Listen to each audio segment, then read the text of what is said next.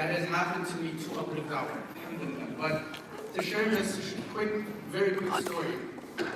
When I started quite a few years ago, can you check like if this works in your phone?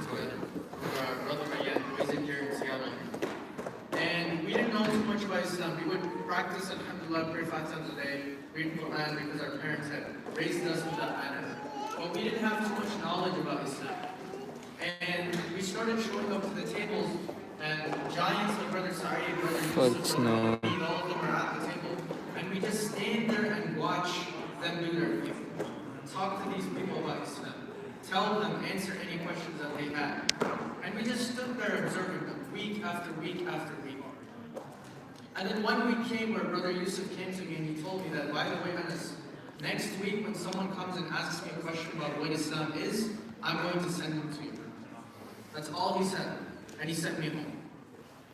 He sent me a message then with, I remember, tens of YouTube videos. He sent me the names of so many local ulama, local masajid in our community. He sent me links to websites and said, read up, study so that you'll be able to answer that question. So that week was one of the toughest weeks ever because I was scared that if I answer the question in a way that isn't the best, maybe someone turns away from this religion because of me. So I studied and I went there the next week and someone came asking just a general question, oh, what is Islam about? And Brother Yusuf directed him to me and Brother Raymond. Then that happened a couple of weeks and Brother Yusuf told the two of us that, okay, next time someone asks this particular question, I'm going to send it to you. And that happened over weeks and over weeks and over weeks, and he kept helping us with resources to study. Where it came to a point where me and Brother Ayan were studying just for the sake of learning how beautiful this religion was. After that, Brother Yusuf took the two of us and he told us that now, you've gotten to a point where you need to go study with ulama, sit with them, learn more and more. And after a few years, alhamdulillah, me and Brother Ayan ended up both studying together under the same teachers for a short while. And that's a story of me and him, just two people. But I can't tell you how many individuals, Uplift Dawah, Muslim brothers, have been influenced by Uplift Dawah's work to further themselves in the study of this book. I wanted to mention that very quickly because we will hear about, inshallah, the amazing work that this organization does when it comes to inviting others to Islam. But I think it's important to recognize that oftentimes there's a saying that the darkest spot in a room is right under the candle. Oftentimes the people who need the beauty of Islam the most are the ones who've been calling themselves Muslim their entire life. They sneak through the cracks. We forget that our Muslim community too needs that guidance, needs that help, needs that brotherly community to always guide them in the right direction. And that is what Uplift Dawah has provided me, and I guarantee you there's tons of brothers here today and throughout the state of Washington that can attest to the same thing. Is that Uplift Dawah not only cares about calling people to Islam, but they recognize that oftentimes the best source of da'wah is the actions of a Muslim. Unfortunately, whether good or bad, the first window that an average person has into Islam is not through reading the Quran, but rather through reading the actions of a Muslim. And I'm proud to say that as an organization, Uplift Dawah in the past few years has focused so much on making sure that our community, our youth, our own people in this community are going towards the right direction, understanding the beauty of Islam, recognizing how the hundreds of things we might be surrounded by in the West are nothing when compared to the beauty and the truth of Islam. And I'm sure that we have the statistics for that as well, but the majority or a very large percentage of people that end up accepting Islam from Uplift Dawah, a very large amount of people that have beneficial conversations and relationships with Uplift Dawah come from a source of recommendation and others, Muslims, bringing them and saying, my coworker wanted to learn more about Islam. My friend here wanted to learn more about Islam. And almost all of them say that I saw my friend praying right between class, or I saw my coworker praying, I saw these Muslims in a protest for Palestine, and I just thought to myself, what is this do for me? So I want people to keep that in mind as we go through the event today. and we hear about the incredible efforts of Uplift Dawah, calling people to Islam, teaching people about Islam, that not only is Uplift Dawah calling others to Islam, they're focusing on the Muslim youth and the Muslim community here as well. We're blessed with giants like Sheikh Juban, Sheikh Fadl Mufti Suhail, Ustad Abdullahi, Sheikh Omer, resources that people often aren't aware of. And what we do is we don't sit there teaching them about Islam when we recognize we have giants that can do it for us. And what Uplift Dawah does is guide these people, young Muslims who often feel like, I didn't know anything about Islam, and now I want to learn more. Through that relationship that Uplift Dawah has with the community, we're able to send them to the right sources. So I want people to keep that in mind and recognize that it's not just money through fundraising efforts that we need. It's not just your du'as that we need. But we ask you sincerely to send to us, if you have sons and daughters that are willing to get engaged in this work, send them towards us. We've had multiple youth groups reach out to Uplift Dawah for events, just to have that sense of suhbah, come out to our tables. Whatever it is, connects your community with Uplift Dawah, and we can benefit, we can try to benefit them in whatever way it is that is the most beneficial, inshallah.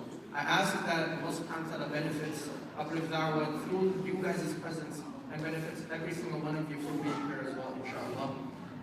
وصلى الله تعالى على خير خلقه محمد وعلى آله وصحبه أجمعين. الحمد لله رب العالمين. And I'd like to give back to Brother Daniel. Takbir. Takbir. Takbir.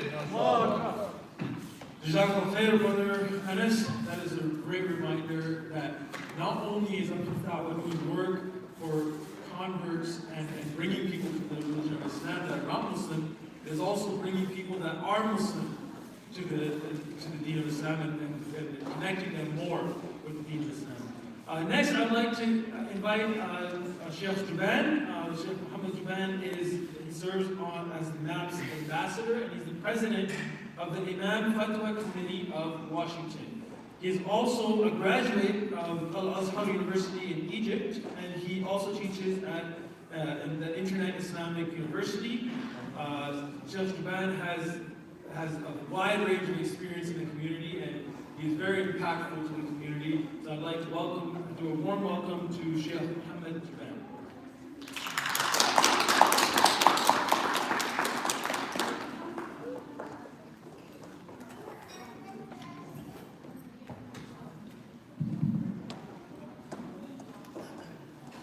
السلام عليكم ورحمة الله وبركاته. وعليكم السلام ورحمة الله وبركاته. بسم الله الرحمن الرحيم. الحمد لله رب العالمين. الصلاة والسلام على سيدنا محمد وعلى آله وأصحابه أجمعين. أما بعد, because I saw a lot of young people, just want to share a story. In Syria, this masjid called Masjid At-Tawbah. There's many stories in that masjid. One story, I was listening in Instagram, a sheikh mentioned about story in Arabic man called Hafar. Hafar means the one who dig the grave. He said that after a while, that lady came again, went to dig the grave again. Then after that, the janazah came. And the second one is help, he went. But then he woke up, he chasing that lady. He said, man, who are these two guys who just buried? I said, why? And he said, when I took the body, and the second one is Najjar carpenter. In Arabic, they call firasa. You know firasa mean? Like, if people, like Umar bin Khattab, he was giving khutbah, mean. But Abbas didn't have firasa. Abbas gave firasa to Abdullah. So the Hafar, the one who worked for the grave, when he know that, he went to Masjid Tawbah, this masjid. I said, Sheikh, I want to learn knowledge. Because I saw that how Allah honored the one who seek knowledge. I said, Ya akhi, anta khalas, 45 years old. I don't care, Sheikh. So he studied and become one of the great scholars in Syria. Anyone that become Muslim, they pray and fasting. Anyone that become Muslim, they pray and fasting, you will get reward inshallah. Jazakumullah khair. Assalamu alaikum wa rahmatullahi wa barakatuh. تكبير تكبير تكبير Jazakallah khairan, Sheikh. That's a great reminder that not only the one that is seeking knowledge or the one that is actively doing work is rewarded, but the one that is helping or aiding the ones seeking knowledge or doing work is also rewarded by Allah subhanahu wa ta'ala. Every single one of you has the opportunity to aid and support in that goal today. Next, I'd like to invite our closest friends, Usman Khan and brother Abdul Muiz. Inshallah, they will be presenting about an update on Uplift Dawah, a recap of what's been going on this year, and also future goals and aspirations that Uplift Dawah has. So inshallah, please come up and please present. Assalamu alaikum wa rahmatullahi wa barakatuh. Jazakallah khair. Really good to see all you guys out here today to come and support. My name is Usman. This is my brother here, Moiz. Assalamu alaikum wa rahmatullahi wa barakatuh. And we have been working the past year really hard to try and take Uplift Dawah to the next level in growing the organization. So inshallah, we want to give you just a quick update about what we've been up to and where we're going, so that you guys know kind of what we've been able to do with your support and what we're going to continue to do, inshallah ta'ala. So first of all, many of you might be familiar with us, some of you might not be. So I just want to quickly explain really who we are, right? Who we are, what we do. And the best way to do that, honestly, I think, is to think about the story of how we came about and how we started. And really the story of Uplift Dawah is really this picture that you see behind me. It's the story of a human-to-human connection, a soul-to-soul connection, right? Our brothers, we went out there to try and fulfill the command of Allah subhanahu wa ta'ala, which was to take this deen that we have to the people. And what we found in thousands and thousands of conversations, person to person, is that people are thirsty. People are lost. People are misguided. They are in real, true suffering and pain and tragedy, right? Thinking, why am I here on this earth? What am I doing with my life? Where is everything going? And really, it's this story that you see behind us, that when people hear the guidance of Islam, when they hear the light of Allah subhanahu wa ta'ala's hidayah penetrating their heart, many of them break into tears. I can't tell you how many times we've been at the table, and someone, from the simple statement that we might say every day, La ilaha illallah Muhammad Rasulullah, that they are in tears, crying their eyes out for the thing that they knew, the thing they were searching for their whole life, but they didn't know they were searching for it. How many more of us out there, how many more of these brothers and sisters are out there, right? And so that's what we started. And as we started doing this, we realized that every one of these people, they have their own story. Some of them come from broken households. Some of them come from different faiths, different religions. They each have their own story. And the important thing to realize is that when they take this testimony of faith, that story doesn't end. That's when the story actually starts. But for many of us, we forget about it at that point. Oh, alhamdulillah, they're Muslim, and we call it good, right? But that's when the story starts, and that's where we really need to then support that. And so Uplift Dawah, what we take from that is that we needed to become not a street dawah organization. That's not what we are. We're not a street dawah organization. What we then became is a comprehensive system, a system that provides a vehicle to take our brothers and sisters, people who are out there lost on the streets, to then becoming our kindred, our family members in faith and in iman, and inshallah from those that we will be together with in Jannah, inshallah ta'ala, Allahumma ameen.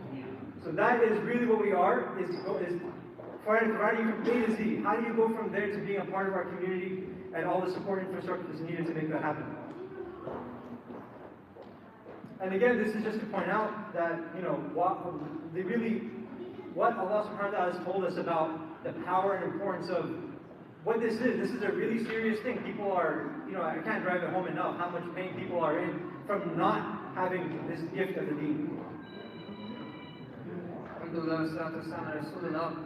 Brothers and sisters, Brother Usman just highlighted something very, very important. This act of dawah, this act that Uplift Dawah engages in is so important that we don't even take it, we don't even understand it fully. SubhanAllah, this is a very troubling statistic. As you see on the screen in front of you, this is a very troubling statistic that we see. According to the Pew Research Center, approximately 100,000 people leave Islam a year. Can you imagine? 100,000. SubhanAllah. And now if you look, 53% of Americans don't even know a Muslim. SubhanAllah, brothers and sisters, I want you to ask yourselves this question. Whose does this fall upon? Whose responsibility does this fall upon? 53% don't even know a Muslim, and 100% are leaving the faith. SubhanAllah, what troubling statistics. Enter Uplift Dawah's vision. Our vision is a world reconnected to Allah. A vision is of Tawheed. We want to essentially make sure that America becomes a Muslim nation. That you see Muslims all around. People know the true message, not what the media feeds them, what the actual haqq is. And to do that, at Uplift Dawah, we have three main objectives, three main methods of our mission, essentially. Number one, to convey the actual message of Islam, the true message. Number two, to support our new Muslim brothers and sisters. It should not be the case that after getting dawah, a week or two later, now they've gone back. How much of a poor situation could that be? And then number three, helping to rehabilitate of the faith of Muslims, of existing Muslims. This is something that we cannot forsake, our brothers and sisters. Of course, new Muslims we should be giving dawah to, but also our own people. You need to quell the statistic of 100,000 people leaving Islam. So what do we do? At Uplift Dawah, we have different methods of giving our dawah, and of course, our most important method is our street dawah, alhamdulillah. And as we will share with all of you later in this presentation, alhamdulillah, we've made great strides in improving our street dawah this year. SubhanAllah, the importance of this cannot be understated. On that note, I would like to share with you a story real quick that exemplifies this.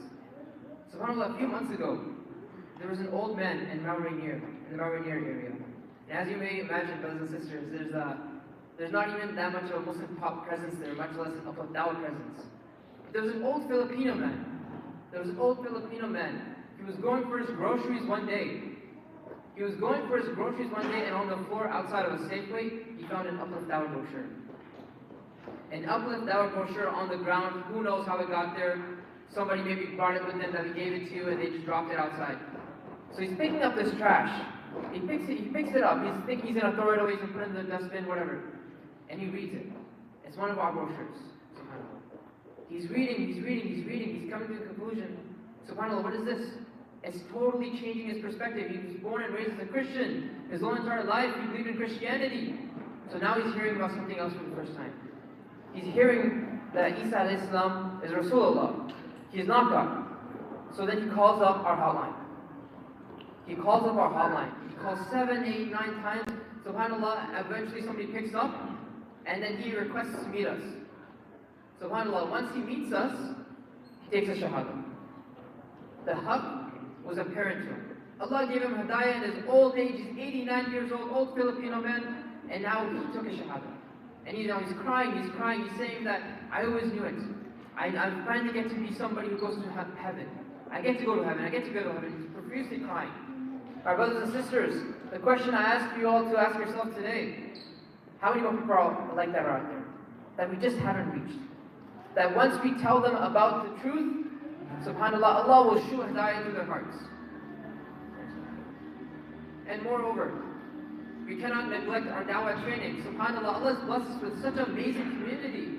You look around us in the Pacific Northwest, so many Muslims, so many masajid. You know, SubhanAllah, sometimes I hear from some of the elders how it was like when they first came to the state. How it was like, and there were so few masajid. And SubhanAllah, now I was hearing the other day, there's a statistic that there's 60 masajid in the entire city, or entire state. SubhanAllah, and that number is only growing. So it's very important on us to give training to the youth that now is also growing by exponentially. And this year we've made great strides in that. As you can see, we've had numerous MSAs we've done dawah training to, which we'll also touch upon later. From Washington State University, to the University of Washington, to Bellevue College. And as we mentioned before, a big part of the work that we do and that we want to focus on is supporting the new Muslims. And this is honestly one of the biggest gaps that we see in the Muslim community. When you try to, inshallah, some of you guys will come up to us and will say, how can I get involved? We'll get you started, and you'll start working on this stuff, and you'll see what a challenge it is. Imagine how hard it is. I mean, that can't be stated enough. But alhamdulillah, this is like a big effort for us. So some of the stuff that we've been doing, we're launching a really exciting new program that's a collaboration actually between over a dozen masajid and organizations in the Seattle area to have monthly gatherings for our new Muslim and our revert community to come together and connect with each other and actually become a part of the Muslim community. So keep an eye out for that. We've also developed a lot of our own materials that help someone get set up. A lot of the things that we're born with, imagine you come into Islam, you don't know these things, how to pray, how to fast, how to do your basics, how to increase in your deen. It's hard to really find information. People are Googling stuff and you don't know, who knows what you find online with Google. So we've developed some of our own resources to give people, books on prayer, etc. That you can see some of these are in the back that we've developed. And yeah, it's just about building this system where we're continuously following up with people, and this is something that we really try to devote a lot of attention to, and is going to be a bigger focus for us coming up as we discussed. Similarly, youth programs, this is really important. Every organization will come and tell you that the youth are the next generation, we got to focus on them.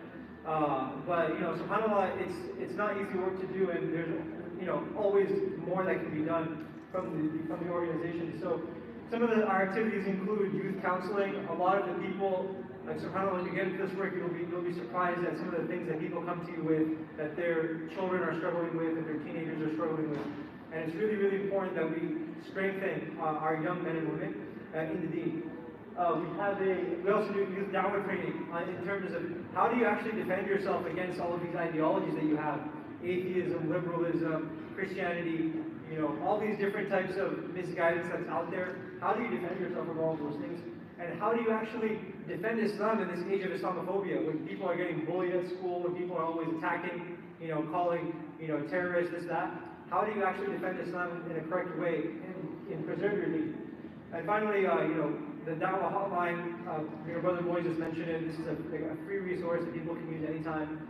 And if people are really having doubts and struggling with their deen, we want to provide a level of defense instead of they just leave Islam and they were playing catch up.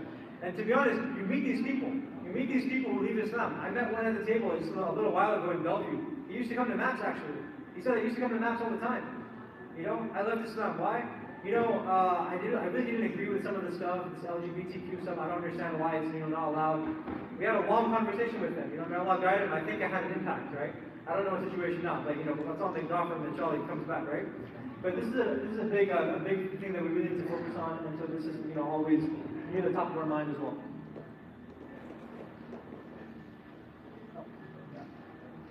Of course, and then here's a breakdown of our various chapters internationally. SubhanAllah, as many of you know, Uplift Dawah, we're making tremendous strides across the world. SubhanAllah, we have chapters in Colombia and throughout Africa, and one of our most blessed locations, the Philippines, where we're getting shahadas in mass, and villages are just taking their shahadas, SubhanAllah. Yeah, so I want to talk a little bit about our team, just so you guys know who we are. We're a big team, mashallah. We have a lot of people in a lot of different places, doing this work on the ground. Real on the ground dawah, guys. Like, you have a lot of people who say, I'm a da'i, they do their social media work, and yeah, social media, online dawah is important. But there is no substitute for being in there, in person, right, on the ground doing the work, right? And so we have people in all these different countries. Here you can see our teams in Colombia, in the Philippines, just groups and groups of brothers, whole families coming into Islam and doing this work. And so that's sort of how we operate, is we have our main kind of group in Seattle. This is where we started, and we have the most, in terms of our table presence over here. And then we're sort of managing out these other groups that we have in Kenya, in Tanzania, in Philippines, in Colombia, and a couple other chapters in the United States as well.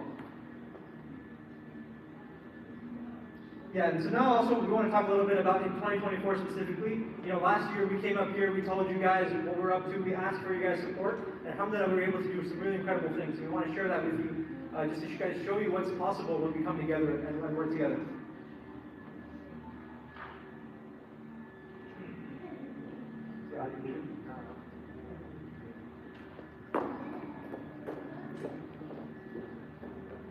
Okay, while while we're fixing that, we'll come back to that.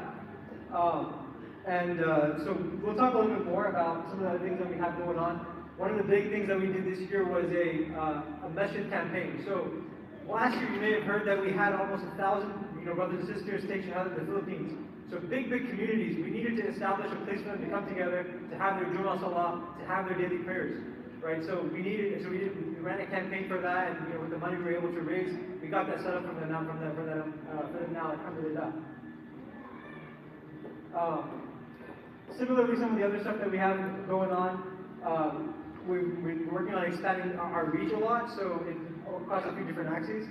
So, subhanAllah, I can take over a little bit and expand upon that. So, when it comes upon what we've actually accomplished in 2024, subhanAllah, we've made major strides in making up for new locations for our Dawah tables.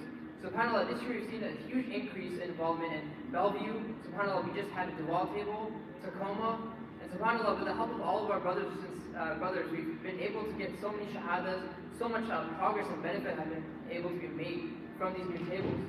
SubhanAllah, and on top of that as well, our Dawah training has reached heights we've never had before. We've been able to actually create an MSA network of different colleges and universities throughout the state. SubhanAllah, we had even one all the way in Eastern Washington at the Washington State University. SubhanAllah, we started one at Bellevue College as well. And Bellevue College has grown so big. Every day, you just hear from the brothers about how many people are coming to talk to them, how many people are learning about Islam from them. And of course, we also have our existing tables as well at UW Seattle, other new ones at UW Buffalo as well. And of course, we've also started our female convert support. We have a whole UD Sisters section as well, in which, sisters can have access to in-person classes, online classes, and group chats, in which they can also have the benefit that brothers are able to have after they take the Shahada and revert. And of course, the pictures here exemplify that a lot, SubhanAllah, at the top right, you can see that's a Bellevue College table, which is also, buzzing every week. We're out there for that. Yeah, and again, to emphasize some of the other stuff that we're doing is really just investing in the community on the ground basis, right? So building this infrastructure so that we can really take Islam to the next level as a community, right? And not always play defense and worry about a dwindling presence of Islam in America. Education is another big thing that we've been doing. Behind me, you can see our brother Dawood, who took Shahada with us a few years ago, and is now, mashallah, I would say probably more knowledgeable than any of us in the deen, to be honest, our whole team. He's completed this year, Matan Abi Shujaa, which is a basic text in Shafi'i fiqh. He teaches all the Islamic sciences to our new Muslim community, and it really gets them going. So he's been doing an amazing job for us. And part of what we like to do is support him so that he can continue to do that work. I invite you guys to go check out his YouTube channel. Even if you're not a convert, you'll definitely learn a lot. I'll guarantee that, right? So that's another thing that we focus on. And then aside from his work as well, we're trying to hold more classes for people to learn the basics. How do you pray? How do you make wudu? All these types of things, and stay connected. I wanted to come back to this just so you guys are clear on the exact numbers of kind of how we've been doing the past few years. So last year was our biggest year in terms of total shahadas. This year we had 875 across all of our chapters, which is a really big number. Which is why now we have to think a lot about how do we support this burgeoning community. Like, just imagine that, guys. That many people wouldn't even fit in here, right? That many people wouldn't even fit in here, and these are all new Muslims who have taken shahada in the past year, and really need our help to keep them going and to help them remain steadfast. So that's what a lot of our resources will go to, is supporting them, making sure that they're able to get set up with basic needs. Some of them might be kicked out of their homes, some of them might face all types of stuff, and we need to help them get on their feet, right? So that's one aspect of that. And in terms of goals, we'll talk a little bit more about some of the other goals that we have coming up now, inshallah. SubhanAllah. So moving forward to our goals for next year, in 2025, we want to really take the next step forward in making Uplift Dawah a bigger organization. We want to always do bigger and better things. So, simplified a little bit, this chart shows what exactly we want to get done. One very big thing that we want to emphasize is the New Muslim program. As mentioned before, it's a very big issue that a lot of people are exiting the fold of Islam. Even after taking their Shahada, if they don't have the proper support, if they don't have the proper community, the proper network, what is left of them? SubhanAllah, it is very easy, especially where we live, in the time we live in, for people to essentially just go back after taking the Shahada. So it's very important that we create Islamic classes, a convert ecosystem, community support, as well as expanding women's programs, so that this issue becomes totally eliminated. Another big thing we want to tackle is our operations, specifically increasing our personnel. SubhanAllah, brothers and sisters, as mentioned before, our community here is blessed. We have so many people coming, SubhanAllah, numbers keep growing and growing every year. We've all seen it, but it is not enough. We do not have enough people working for Dawah. So we're always eager to take on more volunteers, more brothers at the tables. More people can also take up administrative or leadership positions. We have so much youth here, so it is a perfect opportunity for them to, take the higher role. So this year we were able to get our social media lead. We also need leads in operations, such as event management. SubhanAllah, we have so many events planned, but we just don't have enough personnel for that. On top of that, our Dawah material, we want to essentially take that to the next level. As mentioned, our goal is 50,000 Qur'ans to be spread this entire year. And to also create digital and printed material, we have brochures, but brothers and sisters, it should be more. It's not enough. Where's our Hinduism brochure? Where's our so-and-so brochure? It needs to be done, it needs to be connected, it needs to be spread out, and bigger and better than before. And of course, our Islamic development programs and media outreach are two facets that we really want to drive. We will want to make it so that it's unlike anything we've done before. We want to essentially, we see those daddies online who are able to essentially upload every single day. Their TikToks go viral. It's the age of social media. So SubhanAllah, we want to catch on to that and also have Uplift Dawah clips that you see just randomly going through social media, going viral. SubhanAllah. All right, and that brings us to the money. You guys think this stuff is free? No, it's not free, man. And we have to understand, guys, that this type of work, we want to do with ihsan, we want to do it well. Nothing in this life gets done without resources. Nothing in this life gets done without resources, frankly. We have to be honest about that. And we have to understand that, especially doing things on the ground, in person. Can you imagine, we have our brothers, Uplift Dawah team members, literally driving in a 4x4 in the mountains of the Philippines, going to a group to get in Dawah. Then the whole group will come and take Shahada, right? So this is real striving. This is what the Sahaba did. This is our tradition as Muslims. We have to really put in the work, right? Of course, we have our social media stuff, but again, nothing beats real life, in-person stuff, and that's a huge gap we frankly don't have in the community, and that we need to serve. So if you look at kind of our financial breakdown, that's why the lion's share of it is literally just personnel, right? Personnel and trying to get this operation going, getting people to go out and do stuff. We want to do really good, high quality work. That's the biggest thing. And the other categories you can look at, dawah materials, and some of our events, new Muslim support, you'll notice is a bigger chunk than it was previous years if you were kind of paying attention to what we had last year. That's because we want to really expand that and put more money into that so that we can do a really good job of that, right? We don't want to just rely on handouts and doing things in terms of doing a low quality work, right? We want to raise the bar really high. And so that's why, that's kind of what we are asking for in terms of the budget of what we need in order to really take this to the next level. And if I think about it, guys, if you think about this type of money and the type of result that it produces, you're talking about what villages or towns are worth of new Muslims, 1,000+ new Muslims in a year who are strong in deen, right? How many children will they have? How much impact will they have? This is really how we start changing the world, guys, with our numbers and increasing the ummah, right? So this is kind of the general, just the breakdown. So I think I've covered most of the details, but of course, if you ever have any questions, then you can always come and speak with us and understand how exactly we're using your donation, and we're happy to provide that information for you. And so that being said, our goal is $150,000 for this year, for today. So tonight, if we can get that, then inshallah we'll be able to do all the things that we mentioned and even more, and increase this clay and build up the foundation of an even stronger ummah, and really take this dawah to the next level, guys. And so that we're not always thinking about, what are we going to do with the Muslim community? The situation is bad. Instead, what we're talking about is really Islam coming and changing the condition of humanity, changing the condition of our society. With that, Jazakallah khair. I also encourage you guys to get in touch and try to donate your time as well, as much as you can, and really join us in this effort, which is going to be the most important thing that frankly you can do with your life. With that, I ask Allah subhanahu wa ta'ala to unite us upon what is good and what's pleasing to Him, and to accept all of our efforts. Ameen. And I think we will now hand it off.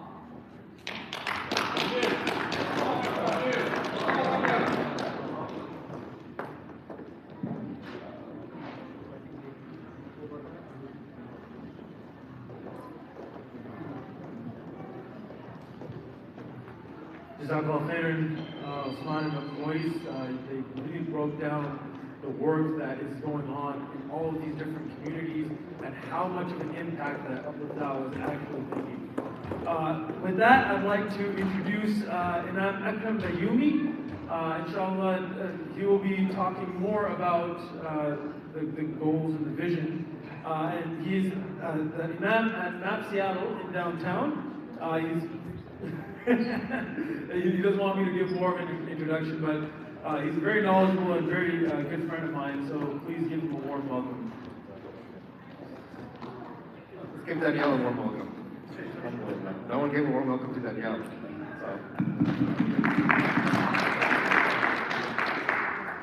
بسم الله الرحمن الرحيم الحمد لله والصلاة والسلام على رسول الله وعلى آله وصحبه وسلم السلام عليكم ورحمة الله وبركاته.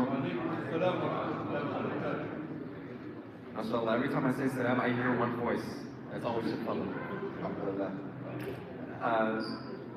You know, while I was sitting and just kind of listening to everybody and what Uplift Dawah is doing and the goals that they're trying to achieve in their vision, I couldn't help but notice there was a lot of similarities with the prophetic dawah of the Prophet Muhammad Sallallahu Alaihi Wasallam. You know, for many things. But I want to start with an ayah of the Quran, where Allah subhanahu wa ta'ala in the Quran says, كُنْتُمْ خَيْرَ أُمَّةٍ أُخْرِجَتْ لِلنَّاسِ تأمرون بالمعروف وتنهون عن المنكر وتؤمنون بالله ولو آمن أهل الكتاب لكان خيرا لهم إنهم المؤمنون وأكثرهم الفاسقون. Allah subhanahu wa ta'ala in the Quran, He says that you are the best community that has ever been raised for people. So that comes with a responsibility to show the world what it means to be people of justice, people of truth, people of mercy, people that live their lives with purpose, people that bring nothing but khair and good to the world. We have to be an embodiment of that because Allah subhanahu wa ta'ala tells us that we are the best community ever raised for humanity. Allah subhanahu wa ta'ala then says, you encourage good, you forbid evil. Amr bil ma'ruf and nahy anil munkar. And you believe in Allah subhanahu wa ta'ala. And had the people of the book believed, it would have been better for them. Had the people of the book believed, it would have been better for them. We've all met. We've all met individuals, Christians, others, who deep down, sincerely, their love for Allah, their love for God is sincere. I've met Christians who their love for God is deeper than Muslims I know. But what's the difference? Their love for Allah subhanahu wa ta'ala, although powerful, it's misplaced, it's misunderstood, it's confused. So that's where when Islam comes, when they hear about Islam, when they sincerely listen about Islam, that's why they're so easily ready to accept, because that love is already there. From amongst them there are people who are believers, but unfortunately there are many others who are also going to be transgressing against Allah subhanahu wa ta'ala. And need I look any further than many so-called American Christians that claim to follow Isa alayhi salam, they will team up with those who disrespect and say vile things about him just to go against us. And there are many of them who will be transgressing to Allah subhanahu wa ta'ala. But here's the thing. The companions were truly indeed the best community ever raised for humanity. But as Muslims, as part of the Holy Prophet, we're an extension of that. You and I, we were not made for the Battle of Uhud. Had we been made for it, we would have been living at that time. You and I were not made for the Battle of Badr. You and I were not made for the passing of the Prophet Muhammad sallallahu alaihi wasallam. You and I were not made for when the sacking of Baghdad by the Mongols in 1258. We weren't made to endure the Black Plague in the 14th century. But you and I were made for this very time in history. Which means what? No matter how many difficulties are going on around the globe, we are perfectly capable and equipped to take on every challenge of today. So we have to rise to the occasion. We have to strive with every fiber of our being to leave our mark in this world before we depart. We can't place this responsibility on others. We can't assume that things will somehow get taken care of by somebody else somehow. Sometimes in our conversation of ummatic unity, we let the responsibility go because we think about the collective, not realizing that the collective is made up of individuals, and you're an individual. That is part of that collective. The Prophet Muhammad ﷺ, what did he say? That the believers are like a structure, each part strengthening one another. And the Prophet clasped his fingers together, and we're strengthening one another. And so you are part of that structure. You're not a missing brick. It's not okay to be a missing brick. You can't be a missing part of the body. You can't be a missing or inactive limb. You are not the weakest link. We can't have a weakest link. Everybody matters in this effort. Everybody's needed in this effort. Everybody has a role to play in this effort. So that's why Allah subhanahu wa ta'ala tells us that you are the best nation ever raised for humankind. Because whatever situation you are faced with, you are perfectly equipped to be able to confront it and have the solution to today's world problems.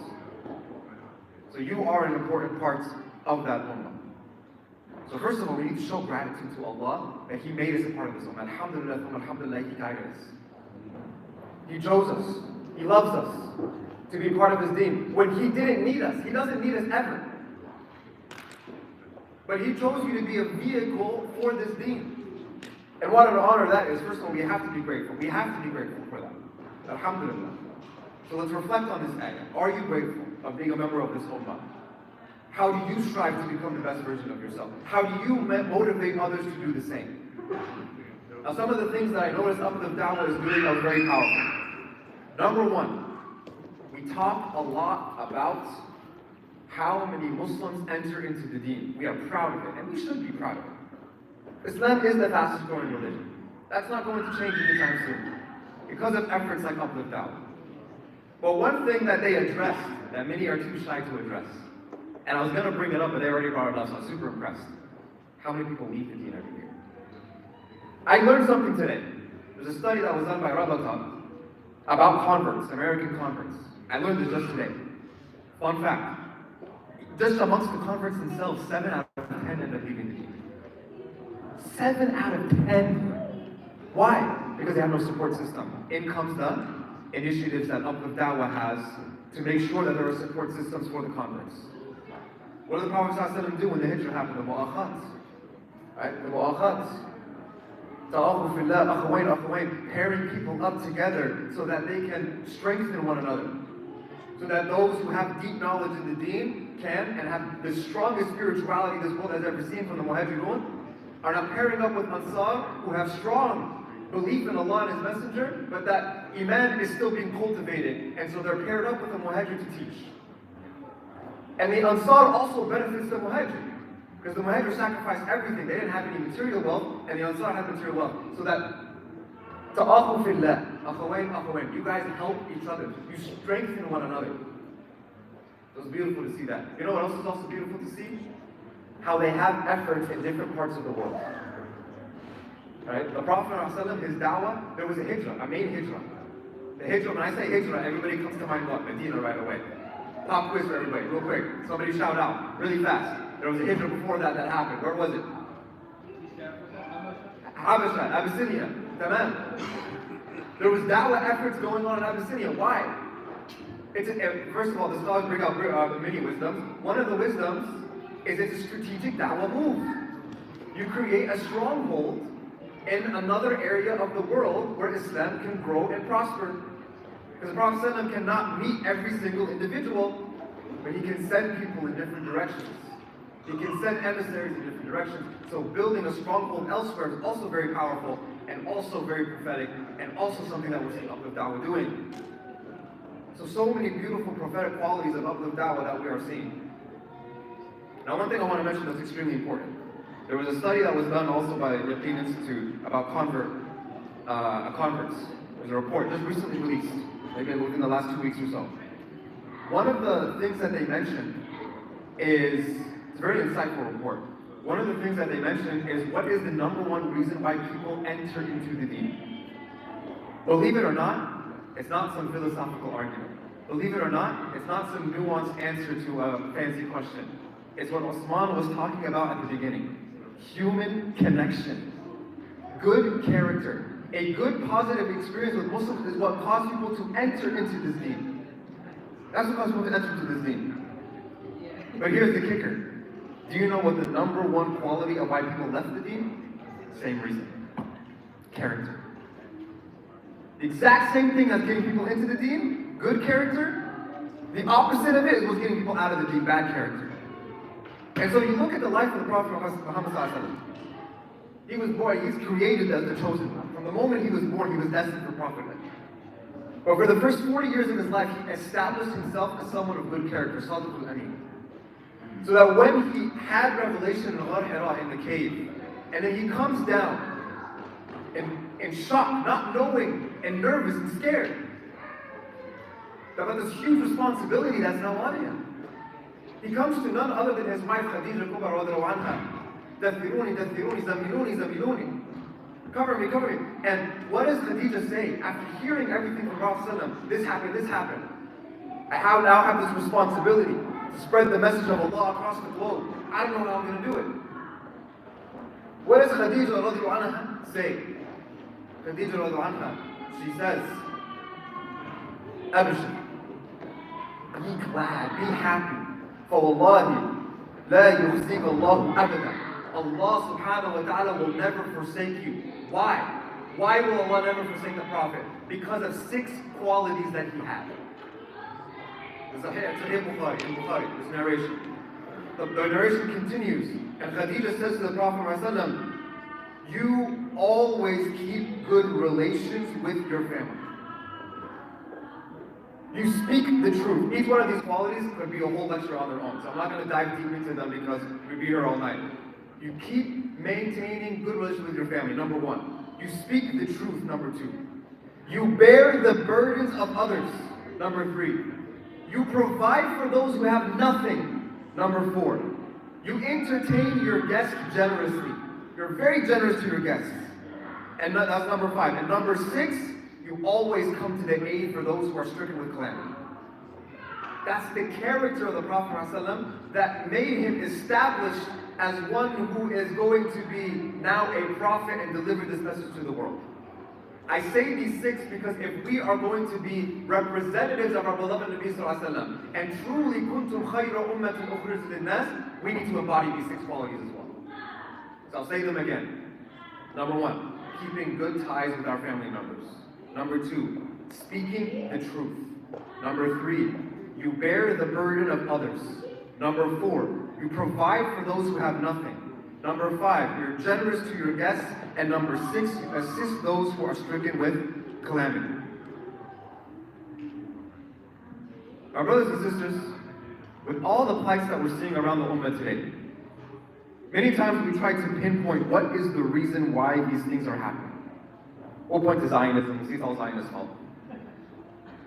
We'll point to interest, it's interest's fault. And it's the LGBTQ community's fault. It's, people trying to disrupt the family unit, it's all their fault. There's a little bit of truth to that. However, these are all symptoms. Any doctors, nurses in the room? Real quick, raise your hand. No? Nobody? You guys are going to have a tough time fundraising then, there's no doctors in here. No, I'm just joking, so we have a lot of kind of fundraising. But if you're a doctor and someone comes in with you with a bunch of a list of symptoms, and you say, okay, you have a headache and you have all this stuff, let's just give you all these medicines that's just going to put the symptoms aside and then send you home. What's going to happen? The symptoms are not only going to come back, but they're going to come back stronger. If you don't address the disease that's causing the symptoms, there's no point in even trying to address the symptoms. And what's the disease? My brothers and sisters, the disease is kufr, straight up, that's what it is. It's people do not have belief in Allah and His Messenger, so they don't want to be kuntum khayra ummatin ukhrijat lin-nas. Maybe the opposite. Most evil people instead. They don't want to be embodiments of justice, of mercy, of truth, of people that want to bring good to the world. And so that's what it is. So alhamdulillah, it was all around the globe, but our brothers and sisters in Palestine, the ceasefire that went into effect, may Allah give them some relief, and may Allah subhanahu wa ta'ala allow Gaza to be rebuilt stronger than ever before. Many people ask me, some people have asked me, why are you not really celebrating the ceasefire? Right? I try to keep some type of a social media, post things on Facebook and whatever about Palestine as much as I can. I haven't really posted anything about the ceasefire really, and people have asked me why. I'll say why. Because We can't trust Zionists, that's why, right? They say they're going to do a ceasefire, and then they already broke it 3 times in the last week. So, like, well, what are we going to do? Why? Because Allah told us in the Quran, these people are liars, they're deceivers, so we already know this is going to happen, right? But what is to celebrate, is we have made a very great step. We are now in a new stage of da'wah. I'm going to say something, but I want everybody to understand what I'm saying next. Don't just clip this part. I want everybody to understand what I'm about to say next in the context of everything I just said before. In being the best people for society, being the best people for humanity, giving good to society, okay? Because this next bit, without that context, you can make it go viral. Sheikh, hold up, please don't call the CIA on me, okay? I got your promise? Inshallah? Inshallah, okay. So, here's the beautiful thing. We're now in a new stage of da'wah. That's what we should be celebrating. Why? Because we're now in a point where, I'll compare it to a moment in the seerah. The Prophet Muhammad ﷺ, after the Battle of Khandaq, the Battle of Khandaq was a moment where the Muslims were on the brink of genocide. And Allah subhanahu wa ta'ala aid came, because Allah subhanahu wa ta'ala aid will always come. And Allah subhanahu wa ta'ala aid, it comes, and there's a sandstorm that blows away the Ahzab, and the Muslims are protected. But after that, the Prophet ﷺ, we've tried for years and years. Let us just preach our religion. Stop bothering us. Stop torturing us. We've advocated. We've done as much as we can. We tried to stop. We tried to prevent any battles from happening. We didn't want to go to war with these people. They kept forcing our hand over and over again. They left us no choice. And so the Prophet ﷺ, what does he say? From this day forward, after the Battle of Khandaq, after the Muslims were on the brink of genocide, and the relief came, just like our brothers and sisters in Palestine were on the brink of genocide, and they were being genocide, and then the relief came. What did the Prophet Muhammad ﷺ say? He said after that, he says, from now on, we launch the attacks. And that's the same mentality we need to start having when it comes to our da'wah. The Uplift Dawah, they got shirts on. What does it say? Ask me about what? Ask me about Islam. I'm sorry, that's defensive. Right?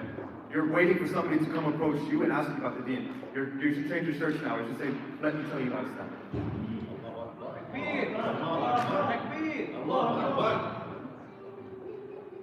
And it's going to be done multiple ways. It's going to be done through our character. Remember what I said before. Being the best to humanity.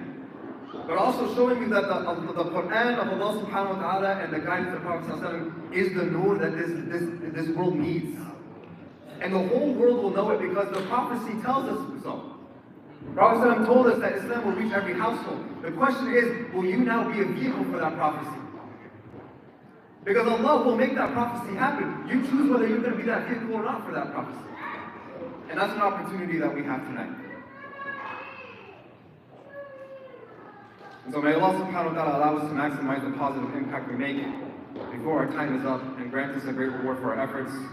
I have a lot more to say because I think that was extremely important. But for the sake of time, I will conclude here. Jazakallah khair everyone for your time. May Allah subhanahu wa ta'ala bless Uplift Dawah and their efforts. Assalamu alaikum wa rahmatullahi wa barakatuh.